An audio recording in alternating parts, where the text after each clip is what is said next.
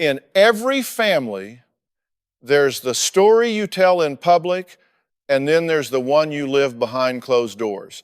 Most of the time, they're not even in the same zip code. My job for the better part of my career has been to step into that gap between the curated fiction and the raw, painful truth. Sometimes that gap is a crack, sometimes it's the Grand Canyon.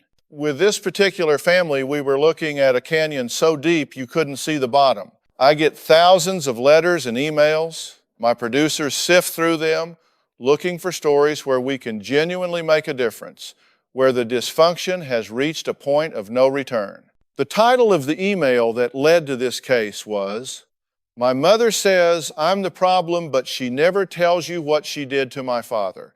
That's what we call a hook. It's not just a cry for help, it's an accusation wrapped in a mystery. It tells me there's a secret, and in families, secrets are poison. They don't just sit there, they metastasize. They rot the family from the inside out. The mother's name was Brenda. When I watched her pre-interview tapes, I saw a woman who had mastered the art of presentation. She was immaculately dressed, articulate, and she wept with the precision of a stage actor. She painted a portrait of a heartbroken mother at her wit's end. Her daughter Jenna, 22 years old, was, in Brenda's words, out of control, abusive, and deeply troubled. She used all the right buzzwords. She described Jenna's angry outbursts, her accusations, her refusal to abide by house rules. Brenda presented herself as the long-suffering matriarch, holding her crumbling family together with sheer willpower while her ungrateful daughter tried to tear it all down. On the surface, it was a compelling story. It was the kind of story a lot of people would buy because it's simple. It assigns clear roles. Here is the victim, and here is the villain. Then I saw Jenna's tape. She was the polar opposite of her mother. Where Brenda was polished, Jenna was raw. Where Brenda was calm and sorrowful, Jenna was a live wire of anger and frustration. She sat hunched in her chair, arms crossed, a storm brewing in her eyes. She was defensive, sarcastic, and yes, she was angry. She was everything her mother said she was. But I've been doing this a long time. I don't look at the behavior, I look for the function of the behavior. Anger isn't a primary emotion. It's a shield. It's what you put up to protect yourself from what's really going on underneath. Hurt, fear, betrayal. Jenna was a walking fortress of anger. And the first question I ask myself in a situation like this is, what is she so desperately protecting herself from? Jenna carried the label of the problem like a lead blanket. You could see it in her posture, hear it in her voice. In a dysfunctional family system, there's often an identified patient. This is the person the whole family points to as the source of all their troubles. It's a convenient way to avoid looking at the real issues. If Jenna is the problem, then no one else has to examine their own role. Brenda had successfully cast her daughter in this role, and she'd done it so well that even Jenna was starting to half believe it. She was defiant, but underneath that defiance, I saw a deep-seated flicker of doubt. Maybe I am crazy. Maybe I am the monster she says I am. That's the most insidious part of gaslighting. It doesn't just make you question the other person, it makes you question your own sanity. The central issue was clear. Brenda had a narrative and Jenna was the villain in it. But Jenna had a counter-narrative. A single powerful sentence she kept repeating like a mantra. Ask her what she did to my dad. And every time a producer tried to press her on that point, she'd shut down. She has to be the one to say it. If I say it, it's just another one of my lies. This told me two things. First, the secret was significant, a foundational event that had shaped everything that came after. Second, Jenna was trapped in a classic no-win scenario. Her mother had so thoroughly discredited her that the truth coming from her lips would be dismissed as just another symptom of her illness. She needed an outside validator. She needed someone to hold a mirror up to her mother, a mirror she couldn't dismiss or shatter. That, I knew, was going to be my role. This wasn't just about a mother and a daughter who didn't get along. This was about a family narrative built on a lie, and one person's desperate, high-stakes attempt to dynamite the whole rotten structure. Before I bring a family out on that stage, I do my homework. My team and I build a comprehensive history. We talk to siblings, ex-spouses, aunts, uncles, sometimes even neighbors. We're not looking for gossip, we're looking for patterns. We're building a psychological timeline to see where the train went off the rails. In Brenda and Jenna's case, the timeline had a huge, gaping hole in it, and that hole was shaped exactly like a man named Mark, Jenna's father, and Brenda's late husband. When we asked Brenda about her husband, her story was consistent and, frankly, a little too perfect. He was a wonderful man, a devoted father, taken from them too soon by a sudden heart attack 5 years ago. According to her, his death was the catalyst for Jenna's downward spiral. She claimed Jenna never properly processed her grief and instead turned it into anger, lashing out at the only parent she had left. It was a neat, tidy explanation that made Brenda both a widow to be pitied and the victim of a troubled child. It checked all the boxes, but it didn't feel right. The grief she described felt performed. It was like she was reading from a script titled How a Grieving Widow Should Behave. The first crack in her story came from her own sister, a woman named Carol, who agreed to speak with us off the record. Carol was nervous, but she was worried about Jenna. She said, "Brenda, she revises history. She decides how things were, and then she expects everyone to fall in line. It's always been that way." When my producer asked her about Mark's death, there was a long pause. And then she said something that changed the entire direction of our investigation.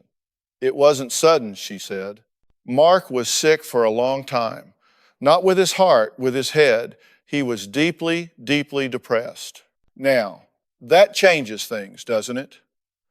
Grief over a sudden loss is one thing. Living for years with a spouse suffering from severe clinical depression is a whole other universe of stress, strain, and complexity. It introduces variables Brenda had conveniently scrubbed from her official narrative.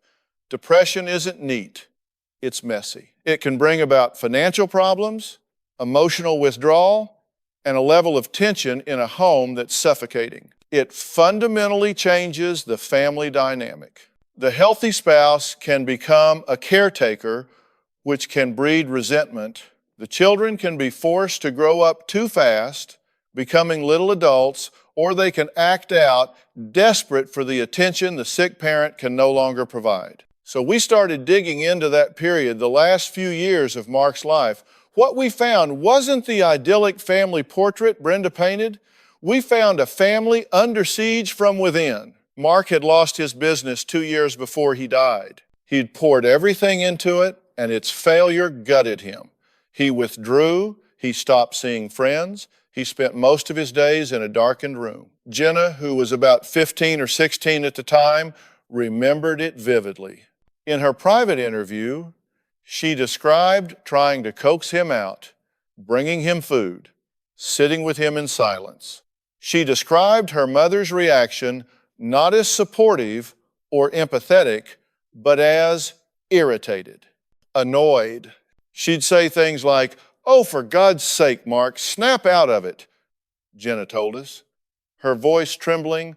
"You're bringing the whole house down." She treated his depression like it was a personal failing, an inconvenience designed specifically to ruin her life. This is a critical piece of the puzzle. For Brenda, everything is about her. Her husband's crippling mental illness wasn't a tragedy to be navigated with compassion.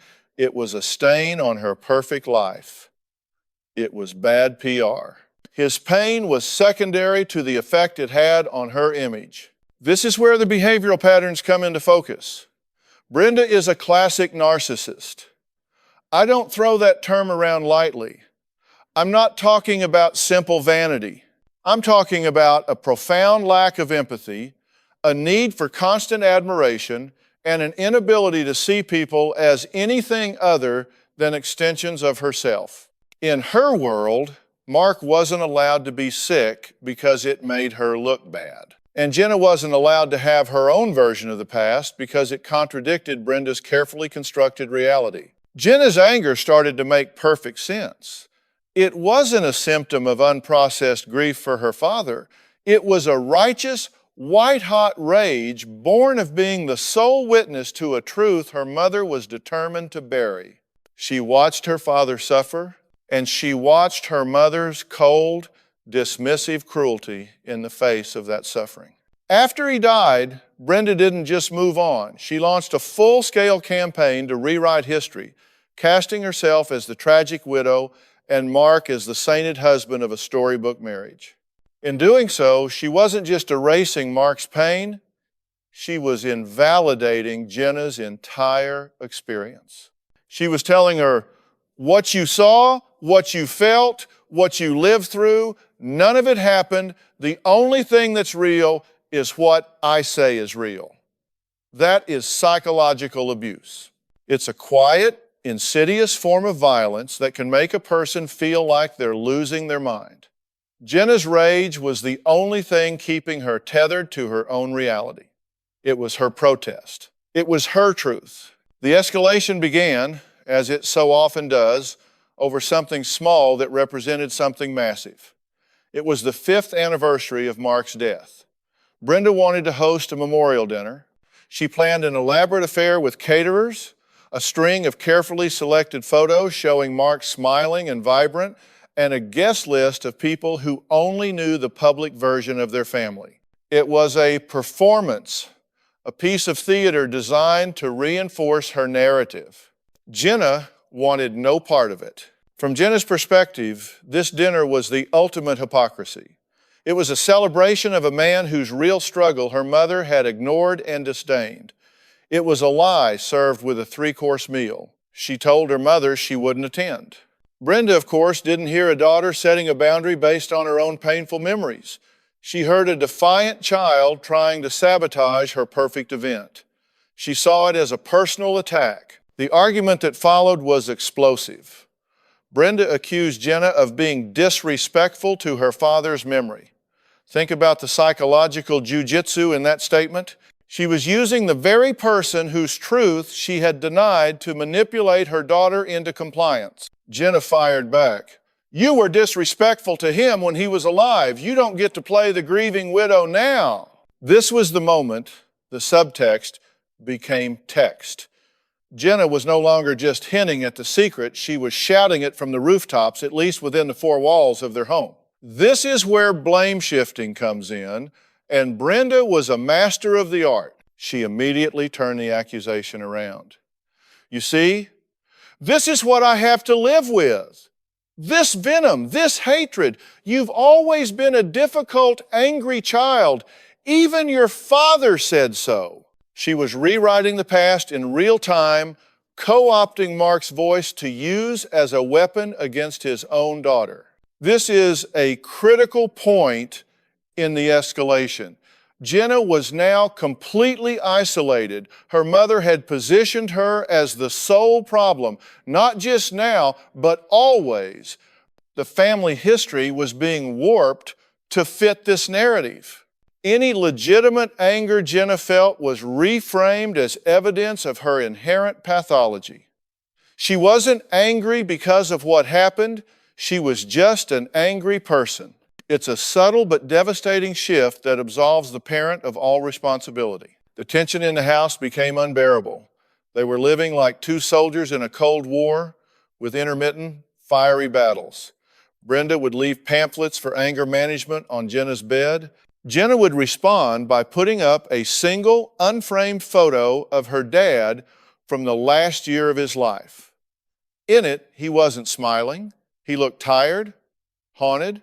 It was a silent, powerful protest against her mother's curated memories. That photo was Jenna's version of the truth, and for Brenda, it was like a grenade sitting on the mantelpiece. The final straw came when Jenna discovered her mother was planning to sell the family home and move into a high-end condo, a move she framed as downsizing and starting a new chapter. But to Jenna, it was the ultimate act of erasure. That house was the last physical place where her memories, the real ones, resided.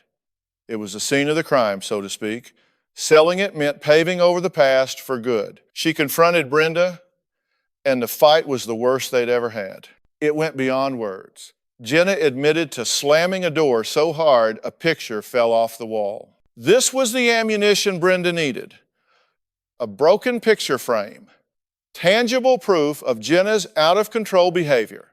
She used that one incident to paint a picture of a violent, unstable daughter who made her feel unsafe in her own home. She threatened to get a restraining order. It was a checkmate move. And that's when Brenda, in a stroke of what she likely saw as genius, decided to bring their private war to a public stage. She wrote to my show. Her letter was a masterpiece of victimhood. She wasn't just a mother at her wit's end. She was a scared mother. It was a brilliant strategy because it positioned her as needing protection and Jenna as the aggressor. When my producers first spoke to Jenna, she was at rock bottom. She was on the verge of being kicked out of her home. She was completely alienated from her extended family who had all bought into Brenda's story, and she was doubting her own sanity. She said, "Maybe I am crazy. Maybe I'm remembering it all wrong." But then she'd circle back to that one core truth. But I know what I saw. I know how she treated him. She agreed to come on the show for one reason. It was her last stand. It was her final desperate attempt to have someone, anyone, hear her side of the story and validate the truth she had carried alone for 5 long years. She wasn't coming for a fight. She was coming for a witness. When they walked onto my stage, the air crackled with tension. You could feel it in the studio. Brenda came out first, poised and sympathetic, dressed in a soft cream-colored sweater. She looked every bit the concerned mother. She sat down, took a deep breath, and gave me a sad, practiced smile. Jenna followed, and the contrast was jarring. She wore black, her shoulders were hunched, and she wouldn't make eye contact with anyone, least of all her mother. She was a ball of raw, defensive energy. The audience could see the narrative Brenda had painted: the calm, rational mother and the angry, troubled daughter. I started with Brenda. I always give people enough rope to hang themselves, metaphorically speaking. I let her tell her story. She recounted Jenna's outburst, the slammed door, the vicious accusations. She talked about her late husband, Mark, her voice catching at just the right moments. "He was my rock," she said, dabbing a tear from the corner of her eye. And to see his memory desecrated like this by our own daughter, it's a pain I wouldn't wish on anyone. I listened. I nodded. And then I turned to Jenna.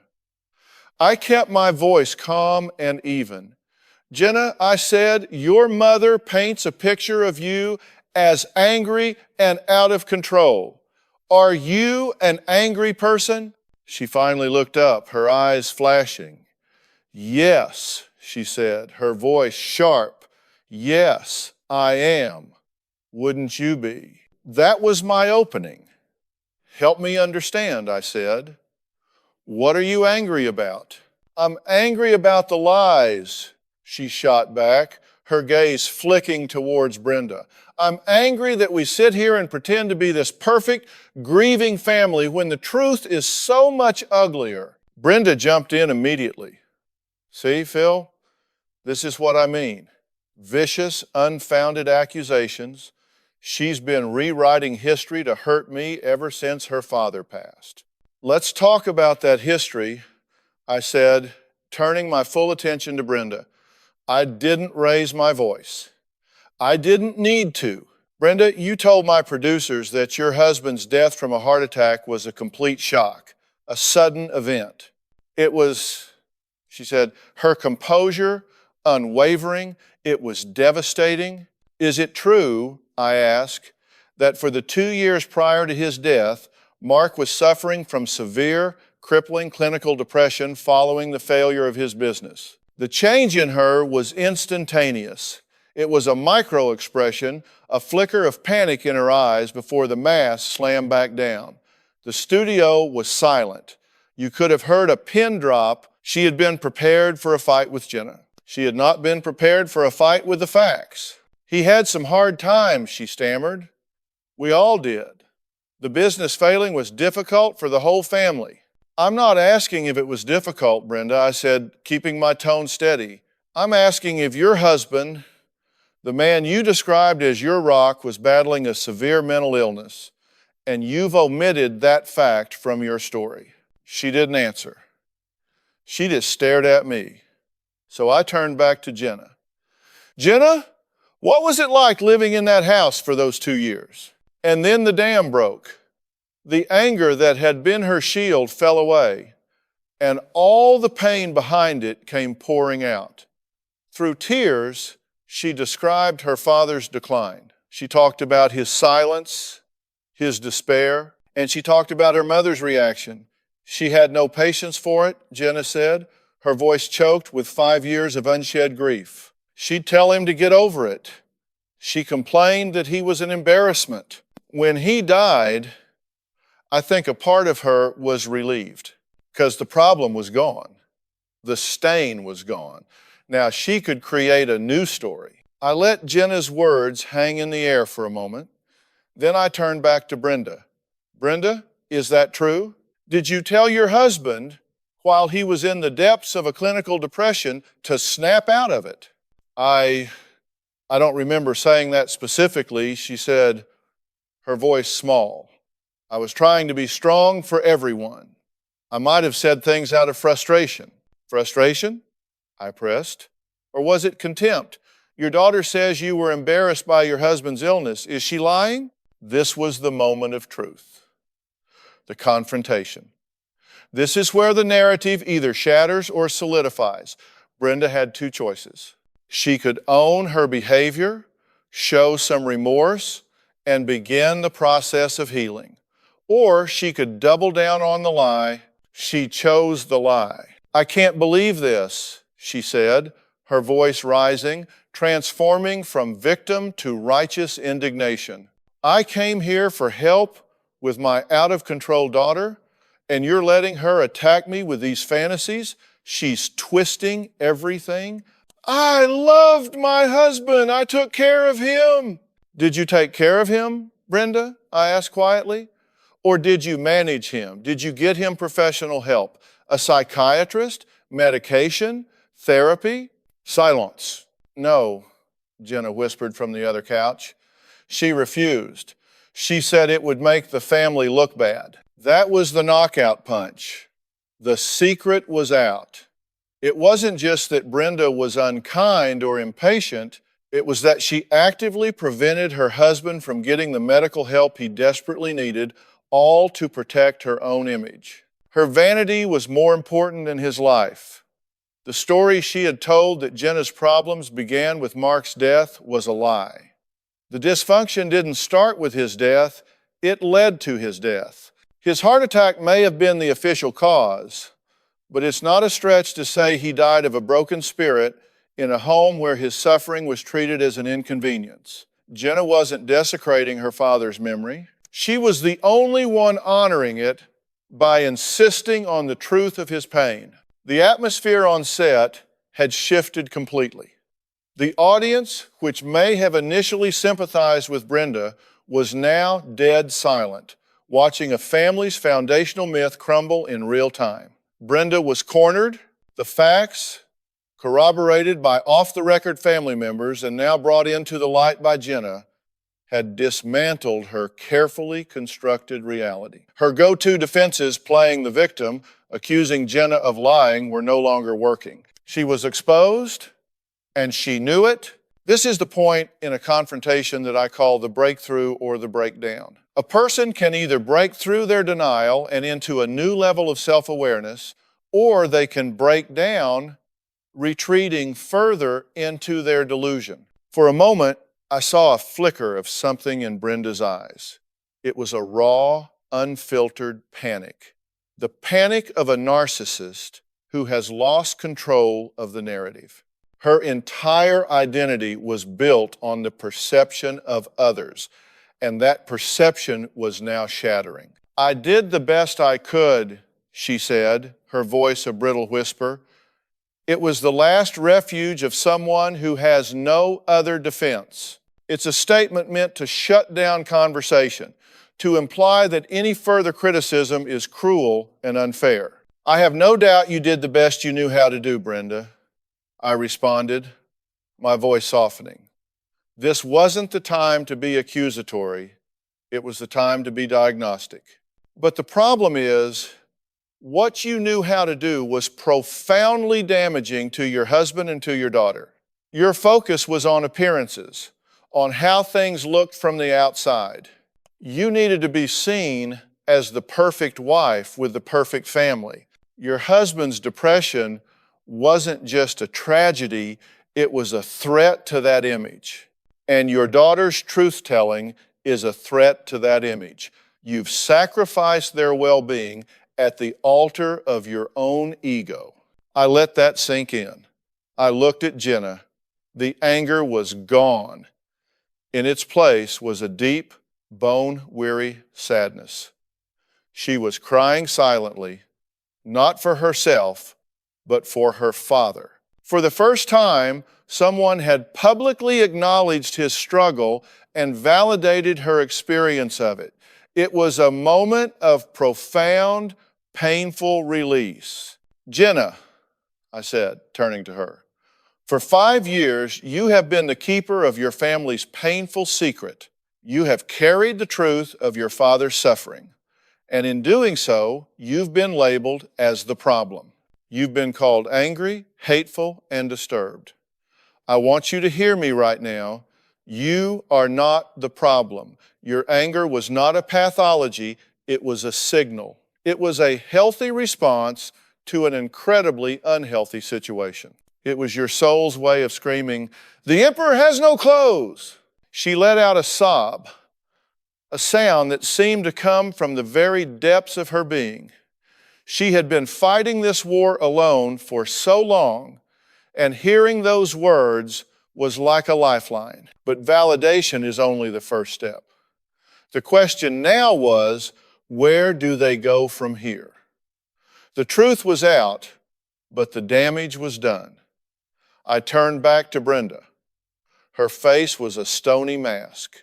She wasn't looking at Jenna. She was looking at the camera, at the audience, as if trying to gauge how much damage had been done to her reputation. Even in this moment of raw family trauma, her primary concern was still public relations. "Brenda," I said, "you have a choice to make. You can leave this stage and continue to believe that you are the victim here. You can cut Jenna out of your life and surround yourself with people who will co-sign your fiction. Or you can make a different choice. You can, for the first time, acknowledge the truth. Not just about Mark, but about your role in the family's pain. You can apologize to your daughter for invalidating her reality, for gaslighting her, and for making her the scapegoat for a problem you refuse to face." I paused, holding her gaze. It's a terrifying choice because it means giving up the story you've been telling yourself for years. It means admitting you were wrong in a very big way. But it is the only path back to having a real, authentic relationship with your daughter. It's the only path to healing. She sat there for what felt like an eternity. The entire studio held its breath. This was her chance. She could have turned to Jenna and said, "I'm sorry." She could have acknowledged a fraction of the truth. Even a small concession, a tiny crack in the narcissistic armor would have been a start. Instead, she gathered her purse. She stood up, smoothing down her sweater. She looked not at me, and not at Jenna, but at the general direction of the audience. "I think I've heard enough," she said, her voice cold and detached. "I came here for help, not to be attacked. This has been a complete ambush." And with that, she turned and walked off the stage. She didn't look back. The finality of that action was devastating. Jenna just watched her go, her face a mixture of heartbreak and, strangely, a kind of peace. The fight was over. She had told her truth. It didn't change her mother, but it had set her free. The burden of carrying that secret, of fighting to be heard, was finally lifted. After Brenda walked off stage, there was a quiet solemnity in the studio. A commercial break was called, but Jenna didn't move. She just sat there on the couch, looking at the empty space her mother had occupied. The departure was, in its own way, more telling than anything Brenda could have said. It was the ultimate statement of her inability to face reality. For a narcissist, when the reflection in the mirror becomes ugly, their impulse is not to fix themselves, but to shatter the mirror. Jenna, by speaking the truth, had become that mirror. And Brenda had just walked away from her own reflection. This is the outcome you sometimes have to accept, and it's a hard one. Not every story ends with a hug and a breakthrough. Sometimes the breakthrough is simply one person deciding to stop participating in the dysfunction. The outcome wasn't a reconciled family. The outcome was Jenna's liberation. She had spent a quarter of her life fighting to be seen and heard by a mother who was constitutionally incapable of seeing anyone but herself. Her mother's exit was a painful public confirmation of that fact.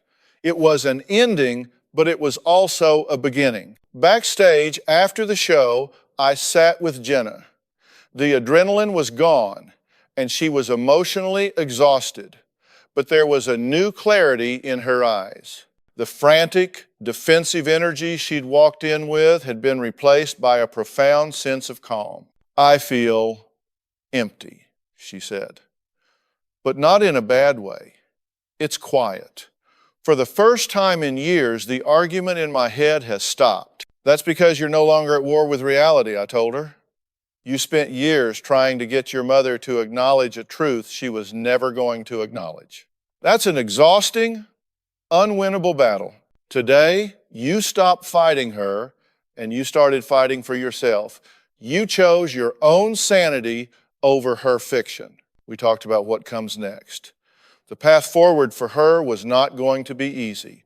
She had to grieve. She had to grieve the father she lost, and she had to grieve the mother she never had. That's a double blow. Many adult children of narcissists spend their lives waiting for that moment of apology, of recognition that will never come. Accepting that is a monumental task. I connected her with a therapist in her hometown, someone who specializes in family trauma and narcissistic abuse. I told her, "Your mother installed a lot of buttons in you. She knows exactly which ones to push to make you feel guilty or crazy or selfish. Your work now is to rewire yourself, to learn to set boundaries not as an act of aggression, but as an act of self-preservation. You have to learn to be your own validator." We provided resources for her to find a new place to live, to gain financial independence from her mother.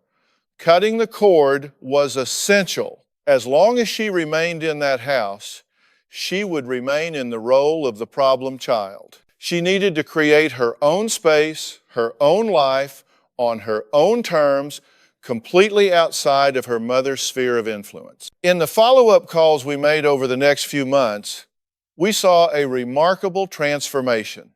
Jenna moved into a small apartment with a roommate.